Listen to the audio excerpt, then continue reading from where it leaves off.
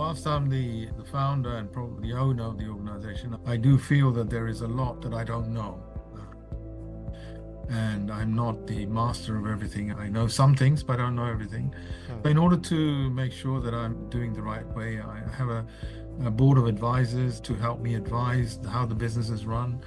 And we've got some really good, solid people on the board. The chairman used to be the chairman of Barclays Bank, Andrew Buxton, a very senior, very experienced, cream of British business during his time. Oversight from him and people on the board is essential for making sure that I'm the right path and making the right decisions. That's how I try to manage that.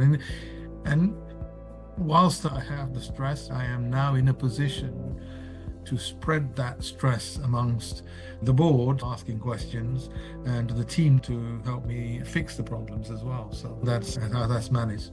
Every day, go for a walk. It really helps me with my stress. Absolutely. I think getting your body moving and something as simple as that, and then having a board of advisors, right? Looking to other people for advice rather than taking the whole load on yourself. So before we wrap up, can you share something about yourself which probably most people that you work with are not aware of? Vast majority of my workforce now is in India, and they see me as an Indian, and I talk like an Indian, and I behave like an Indian, but I was raised in the UK.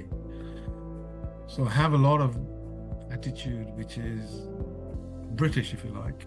I'm not saying in a bad way, but that people find very difficult to understand when they deal with me. My responses, my reactions, my way I take things on is slightly different to the majority of the people in India that do that. And I think that's something that they're not fully aware of. Can't think of anything else really. They call them coconut. They're brown on the outside, white in the inside. I'm not saying I'm one of those, but there's certain attitudes which you've been brought up with, which you're raised with. Yeah. Can you just elaborate on that? What do you mean by that attitude? Is it more assertiveness? What's that specific, which maybe people underestimate or get something wrong about you? I think that my management style is probably more collaborative than dictatorial. And I found that in India, quite a lot of it is, not now, it's changed a hell of a lot, but at the beginning stages, it was very much dictatorial.